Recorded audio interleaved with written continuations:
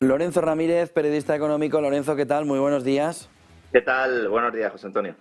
Entiendo que gozando con Davos, ¿no? Con todo lo que nos está dejando. Pero entremos ahí luego, entremos ahí luego. Estoy durmiendo poco, porque No me claro, extraña. nosotros estamos trabajando todo el día y luego Pero hay no que sé si por meterse. trabajar o porque te está quitando el sueño, ¿eh? Que también puede ser, ¿eh? Bueno, esto ya no nos engañan. Luego, si quieres, comentamos un poquito sobre Klaus. Bueno, yo creo que hay una buena colección de cinismo económico que cada vez empieza a gustar más, sobre todo en Occidente.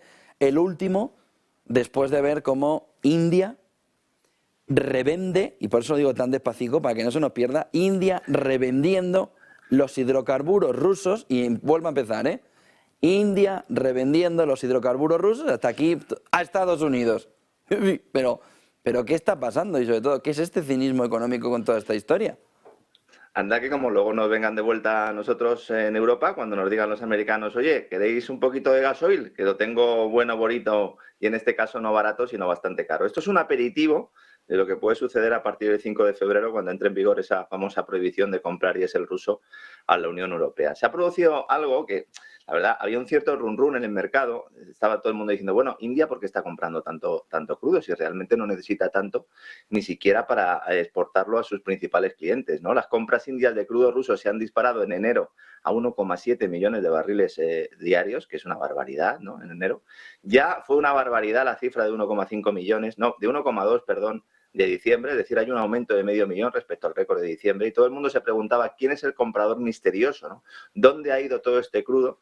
Porque este nivel de compras, como digo, es muy superior a la demanda interna. Bueno, pues ya conocemos ese destino, que es Estados Unidos, y no se trata de un hecho aislado, como el de la refinería de Sicilia, que también comentamos aquí, ¿verdad? Hace ya unas cuantas semanas, sino de una venta masiva. Estados Unidos tradicionalmente ha necesitado un producto refinado ruso, que es el gasóleo virgen, llamado VGO, que es muy eficiente y que además pues sirve para luego fundamentalmente de combustible para la automoción, ¿no? Ahora, al no poder comprarlo directamente a Rusia, porque ellos mismos han decidido no comprarlo, que dice, bueno, pues vamos a buscarnos una puerta trasera. Entonces, lo compra a través de refinerías indias dirigidas por empresas indias como Reliance Energy o Nayara Energy, que se están haciendo de oro. Y este gasoil se fabrica con crudo ruso.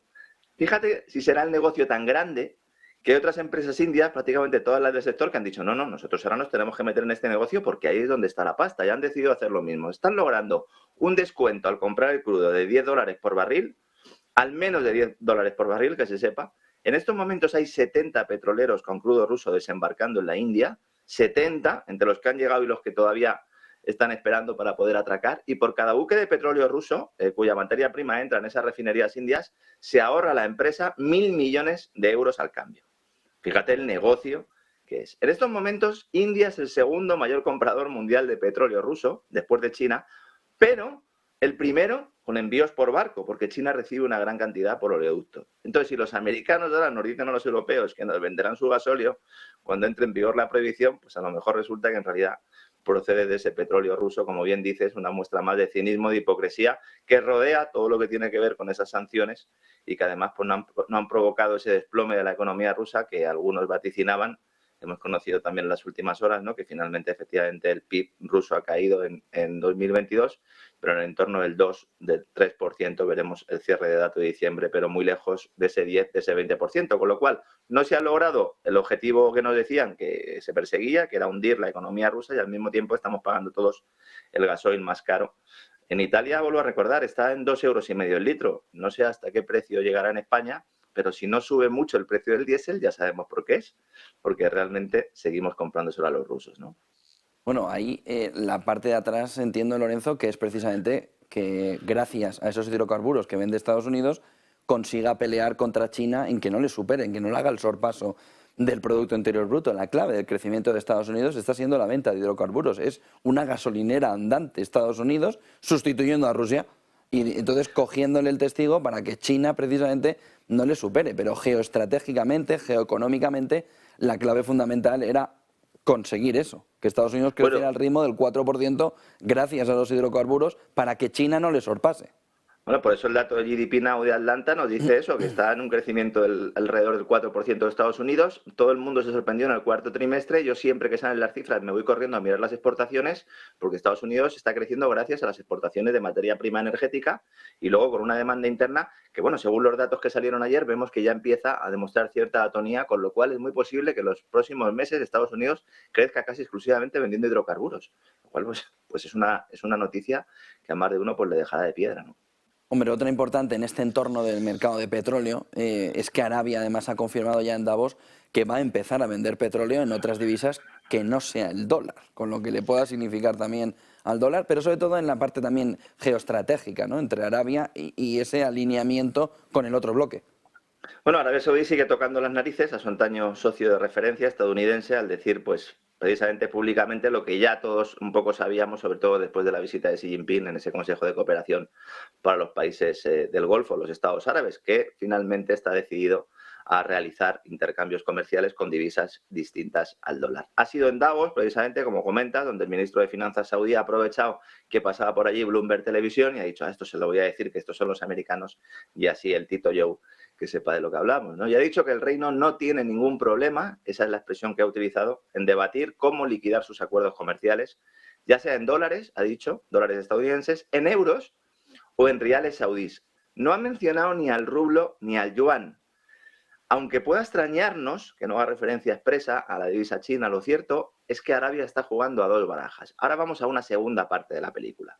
Primero Arabia le da un portazo a Biden, no le cogía el teléfono, lo comentamos ya en otros programas. Después Arabia Saudí se acerca a los BRICS, recibe a Xi Jinping, una visita de Estado que yo creo que una recepción así no se le va a dar a Joe Biden en ningún momento. Veremos si sigue Joe Biden y se vuelve a presentar las elecciones. Esto, si quieres, lo podemos comentar más adelante. Y entonces, ahora llegamos a un contexto en el que dice Arabia, dice, muy bien, yo soy productor de hidrocarburos. Todos queréis hidrocarburos, ¿verdad? Bueno, pues os voy a vender a todos, tranquilos. Y a cada uno os vendré en la moneda que vosotros queráis que os venda. Fíjate el ejemplo de Venezuela. Vamos a dar un salto a Venezuela. En contra de lo que se está diciendo en Europa, Venezuela ha llegado a un acuerdo expreso con Estados Unidos, pero también con Europa, para ser su principal proveedor de petróleo o uno de sus principales proveedores una vez que solucionan el problema de inversiones que tienen. El sector petrolero está completamente destruido, ¿no? Ha habido ese acercamiento, a Chevron se le ha dado licencia, a Repsol también se le ha permitido volver a realizar actividades allí. Hemos visto las imágenes de Maduro con Macron y recientemente miembros del gobierno de Maduro han dicho que están abiertos al capital occidental. Hay un problema aquí. A quien le debe dinero Venezuela es a los chinos, que son los que han estado metiendo allí pasta, han estado metiendo dinero para esas inversiones porque ellos eran los que querían esos hidrocarburos. En estos momentos hay negociaciones y conversaciones para que haya un pacto para que Venezuela pueda vender su petróleo en dólares a Occidente y en yuanes a China. Es decir, vamos a ver pactos y vamos a ver ententes antes de que se produzca. Si se produce, esperemos que no, ese confrontamiento final, no sé si en 2030, en 2040 o en 2050, entre China y Estados Unidos. Pero que los hidrocarburos los necesita todo el mundo es evidente.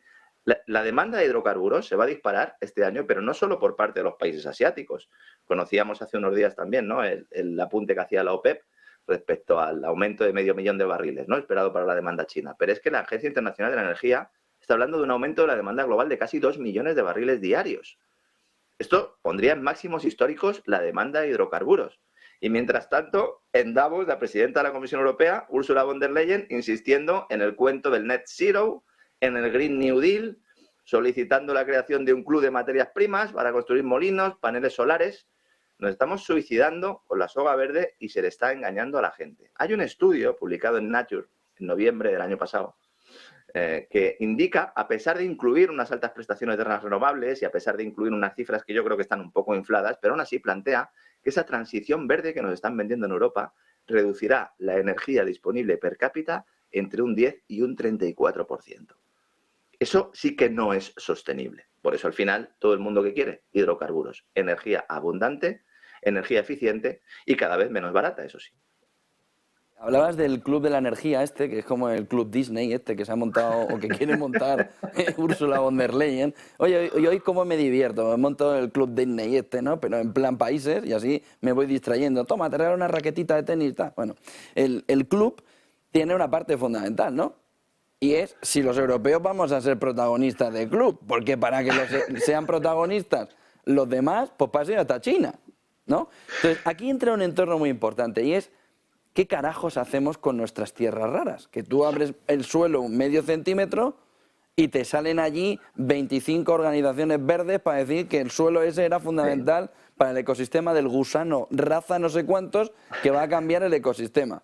Por cierto, no dicen nada de Alemania, donde están saqueando todas las tierras. Entonces, ¿quiénes están de verdad explotando y saqueando nuestras tierras raras? Extremadura tienes litio abundante, en la mina sobre todo que encontraron. ¿Qué está sucediendo en ese entorno con las tierras raras españolas, de las que España es bastante rica en ello? Esto del club es como el que no tiene un balón y dice, vamos a montar un equipo de fútbol. Y dice, bueno, y si tú no tienes balón, dice, pues por eso, porque yo también quiero jugar, ¿no? Sería algo así lo que ha hecho Ursula von der Leyen, pero es que en el caso de España, efectivamente, como dices, sí que hay tierras raras. Pero en estos momentos, empresas británicas, empresas australianas, empresas marroquíes, están trabajando en tierras españolas, ¿no? Y para extraer tierras raras que son fundamentales para ese desarrollo tecnológico y para esa apuesta por las renovables. Con independencia de que sea más o menos eficiente, hay una política ahí que está clara, ¿no? Hay una empresa que se llama Technology Minerals, que es una empresa de Reino Unido que está buscando minerales para baterías de iones de litio en la Sierra del Álamo, en Asturias, que acaba de encontrar hace poco vetas con altos grados de cobalto, de cobre, de níquel, en lo que era la antigua mina de Teseo, en Riosa. Fíjate cómo da vueltas el mundo, ¿no? Al final podría ser que estas minas antiguas pudieran volver a abrirse no para sacar carbón, como están haciendo en Alemania, como bien dices, sino para sacar tierras raras, ¿no? Esta empresa tiene además otros 7 permisos solicitados en Asturias que cubren 535 kilómetros cuadrados, que equivale más o menos al 5% del territorio de la región, que son de Reino Unido después de este acuerdo, ¿no? Es verdad que hay pactos con gobiernos locales, etcétera, etcétera, pero al final es una empresa británica la que lo va a sacar, ¿no? Nos vamos al suroeste, lo acabo de comentar, Extremadura, Sierra de Valdeflores, de Cáceres. Estos tienen el segundo mayor yacimiento de litio de Europa y hay un proyecto para crear una mina a cielo abierto que, como bien dices, pues ha sido rechazada por las organizaciones ambientalistas, pero la empresa ha dicho, bueno, no hay problema. Si a cielo abierto no queréis, vamos a hacer una mina un poco más tradicional, una mina subterránea. Acaba de presentar el proyecto, esto tendría un menor impacto ecológico y parece que por ahí pues podría salir adelante, ¿no? Esta compañía se llama Extremadura New Energy, que es la filial española de una empresa que se llama Infinity Lithium, que es australiana. Y tenemos en el norte a los británicos y en el suroeste a los australianos. Y luego está el caso del Monte Tropic, uno de los yacimientos de telurio y de cobalto más importante del mundo, que está a 250 millas de la isla del Hierro, espacio marino, que esconde un yacimiento de unas 2.700 toneladas de telurio, de cobalto, de vanadio, de platino. ¿Y esto cómo lo sabemos? Porque ha hecho una investigación el Centro Oceanográfico de Reino Unido, en colaboración con el Instituto Geológico de España. Pero son los británicos también los que están ahí. Este tipo de minerales son fundamentales para las energías renovables, como digo, una oportunidad de negocio para quien consiga hacerse con el derecho de la explotación de la zona. ¿Quién se está peleando en estos momentos? España y Marruecos llevan mucho tiempo peleando, pero tras la entrega del Sáhara Occidental al amigo Mohamed, todos dan por hecho que al final será Marruecos quien se lleve el premio gordo de esta lotería. Que no nos extrañe que al final Úrsula llame al rey marroquí para ofrecerle entrar en el club. No sé si habrá sobornos de por medio, pero en todo caso no nos extrañaría, José Antonio. Y luego el Mr. Proper, ¿no? Que ya se ha implantado en el Instituto Nacional de Estadística. Oiga, ¿y qué le hemos regalado por Navidad? Pues Mr. Proper, ¿para qué? Pues para dejarlo todo limpico. Oiga, que no me gusta el dato paro, lo cambio. No me gusta el dato de inflación, lo cambio. Y está ahí con el algodón, pum, pum, pum, pum, pum, pum, cambiando. Que bueno, la contabilidad creativa de aquellos años del inicio del 2000 va a quedar en poco cuando llegue alguien y mire la contabilidad creativa. Ayer llega Escriba y cambia el modelo metodológico y claro, como se podía esperar, no lo iba a cambiar para empeorar sus datos. Tendría que cambiarlo. Oiga, Mr. Proper, ¿qué le hacemos a estos datos? ¿Y qué ha hecho Mr. Proper? Hacer desaparecer 70.000 afiliados a la Seguridad Social. Así, ¡pum! ¿Qué ha sucedido, Lorenzo? Y sobre todo, bueno, pero ¿cómo pueden tener la cara tan dura de hacer este tipo de cosas con la contabilidad y no inmutarse, sino que le faltó hacer como aquella vez, ¿no? ¿Te acuerdas aquella vez que metió el vaso iba a la rueda de prensa y metió el agua en el hueco en lugar de un vaso encima, ¿no? Pues ha hecho lo mismo ahora, pero con los datos. No se entera de nada. Este es el de la lámpara. Su misma cara de Don Pimpón, tranquilo allí, en plan, sí. Bueno, está bien. Tremendo. Este es el de la lámpara de Aladino, que decía que la inflación era como una lámpara de Aladino, que entonces hacía así, que luego hacía así, que luego hacía así. Realmente este hombre lo que ha venido a hacer es básicamente a acabar de destruir la seguridad social y en ello está, ¿no? En este caso el maquillaje es al revés, es decir, cambia el método de cálculo y le salen más parados, con lo cual vamos a intentar explicar esto. Siempre hemos dicho que los datos de paro registrado en el CEPE, en el INEM, son un fraude. Para Eurostat son un fraude y para todos los analistas también. Y que para conocer la evolución del mercado laboral español había que fijarse en dos cosas.